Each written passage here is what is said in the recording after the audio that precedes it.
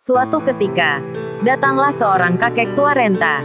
Kakek itu badannya kurus, bungkuk dan ia memegang sebuah tongkat untuk menopang tubuhnya.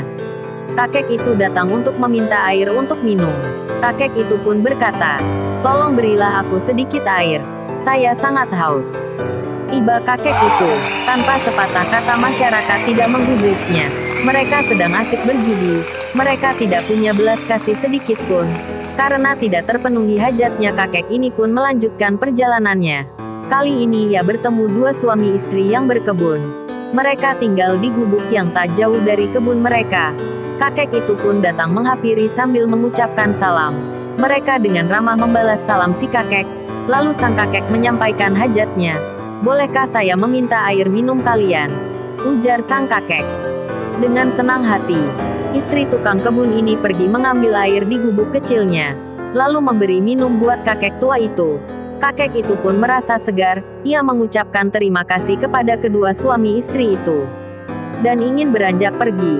Namun sebelum sang kakek melanjutkan perjalanannya, kakek itu berpesan kepada kedua suami istri itu, "Jika sebentar nanti ada gelombang besar yang melanda negeri ini, pergilah bersamaku seraya melanjutkan perjalanannya." Suami istri bingung ketika tiba-tiba kakek itu menghilang. Kedua suami istri itu tidak mengerti apa yang dikatakan sang kakek. Ada rasa cemas di hati mereka. Mereka merenungi ucapan kakek itu. Suami istri ini pun kembali ke gubuk tempat mereka tinggal. Namun di depan gubuk mereka dikagetkan dengan sepasang ayam putih lagi mencakar makanan. Mereka pun memperhatikan sepasang ayam putih sambil berpikir dari mana asal ayam ini. Mereka pun memberi makan kepada ayam-ayam itu. Singkat cerita, pada malam harinya tiba-tiba terdengar guntur yang menggelegar, petir yang menyambar yang tidak pernah disaksikan sebelumnya. Pagi harinya terjadi hal aneh. Petir terus menyambar sementara deru ombak memecah pantai, diiringi oleh badai angin yang menghantam negeri Resenggi. Air pasang mulai bergerak masuk ke pemukiman masyarakat. Kedua suami istri bertawakal dan berdoa untuk keselamatan mereka, namun tiba-tiba terdengar suara yang datang dari arah kandang ayam. Mereka pun kaget, ternyata itu adalah suara dari ayam putih.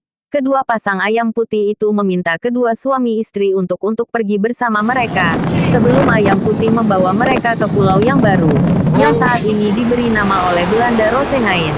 Ayam putih itu memutar 3 kali di udara dan pasangan suami istri ini sempat menyaksikan tenggelamnya pulau Resangging. Demikian sebuah cerita rakyat yang melegenda. Wassalamualaikum warahmatullahi wabarakatuh.